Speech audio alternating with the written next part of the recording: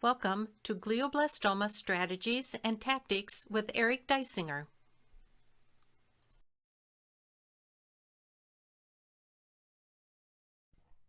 Hello everyone and welcome to my channel. My name is Eric Dysinger.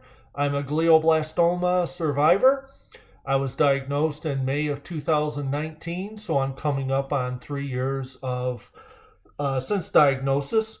My background is I'm a retired engineer, and I'm doing this video as well as a series of other videos to provide insights and opinion about fighting the glioblastoma disease. And also, I've had a very rare and remarkable journey so far that I can quantify with data. So, as I said, I'm a retired engineer. I have over 30 years of experience in the automotive industry and engine industry as an engineer of many different disciplines.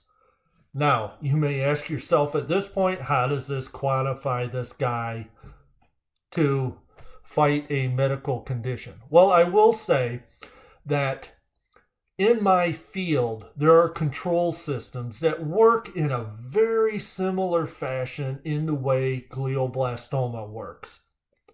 So there is some relationships, albeit not perfectly, but in a general idea. And since I have experience on these systems in my field, I know how to control them, diagnose them, and how they function. So from this experience, I believe I can conceptualize how glioblastoma works, and I can also get an understanding of how this disease can work because I've gone through much research in the medical industry as well as training in the medical industry to date. And so from this, I believe I'm able to execute a strategy, my own protocol, and I also have the ability to quantify these results. And like I said, I've had some very rare and very remarkable results. So first of all, I will start with my timeline. As I said, I was diagnosed in May of 2019. I had a 6 by 4 centimeter tumor in my head. To give a relation to this was about 2 golf balls connected end to end inside my head. And this was in the occipital lobe of my brain. And I first noticed that I had lost peripheral vision on the left side. While at work, I noticed that I could not find the left side of a monitor, and searching for words and stuff became very difficult to do. So I went to the eye doctor. He did some tests, immediately sent me to ER. ER did a CAT scan, found a mass in my head. They did an MRI, found it looked a little more serious. They needed to do surgery to remove it. That was a very shocking realization to come through at that time. Day before, I was feeling fine, had good vision. The next day, I'm prepping for surgery. So in May of 2019, I had my first craniotomy. The neurosurgeon, I should say, was confident he could at least get 90% out. But as I come to find out after surgery, he was only able to remove about 40%.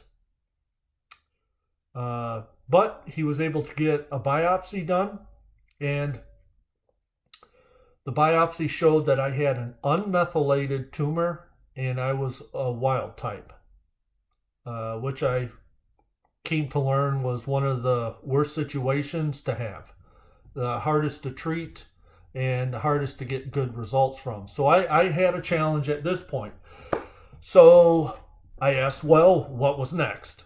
And the neurosurgeon said, well, we're going to do another surgery in 4 to 5 weeks, and we're confident we can get most of it out.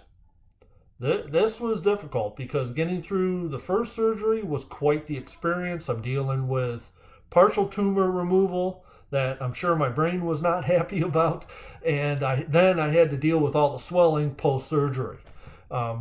But 4 to 5 weeks came around. I had my second surgery, and the neurosurgeon was pretty confident he got 100% out. Hey, that was great. But then there was a little question. There was a little bit of stuff he couldn't get, so maybe it was about 99 to 100%. Well, that's still good because he was optimistic chemo and radiation would take care of the rest of it.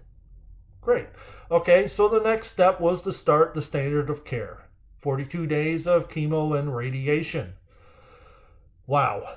This was, how can I put it? This was a test of tests. I mean, surgery is one thing, but chemo and radiation, that was something you really had to knuckle down and get through. I guess that's the best way I can put it. Fortunately, outside of the nausea, the side effects, the sleepiness, and everything else associated with standard of care, my blood test stayed strong throughout those 42 days, so I never had to have a pause in treatment, and I was glad to get through that. But then the next step was 6 months of maintenance chemo. This is 5 days on, 23 days off at a very much higher dosage than the 42 days of chemotherapy. This wasn't as bad, but by 6 months, I was glad to be done with it. And but fortunately, because of that, just to get back on the timeline, I started standard of care in July 2019 and completed it with the ringing of the bell in late August of 2019. September rolled around. This was the start of maintenance, and I did this through March of 2020. All's good. MRIs during this time were hard to detect anything because of all the swelling from chemo radiation and the maintenance chemo. But during the maintenance chemo, things were starting to come into picture a little more clear. And then in my April 2020 MRI, which is a month after I finished maintenance chemo, they had a very clear indication of what was going on, and I don't think I was ready for this.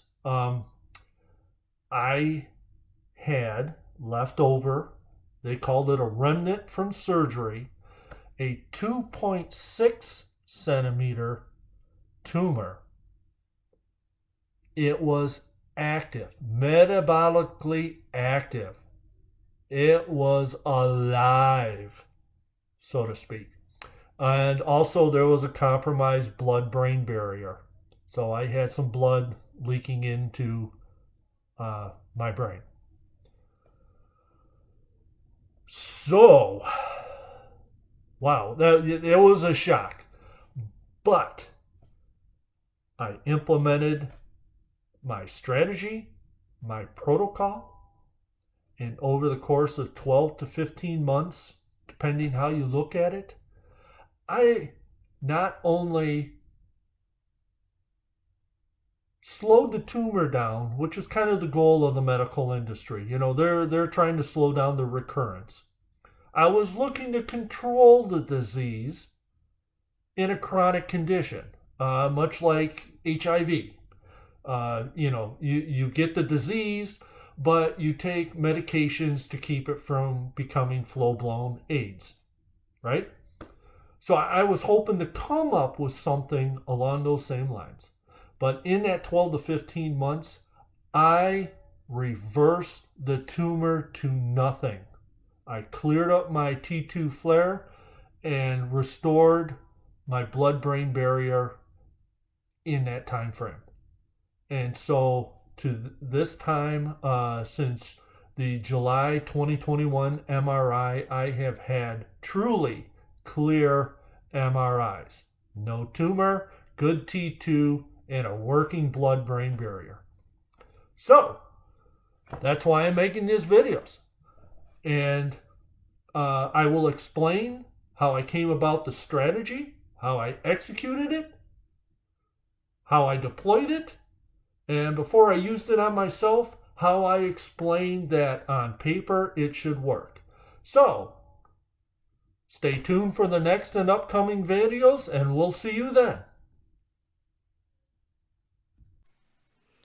Thank you for watching Glioblastoma Strategies and Tactics.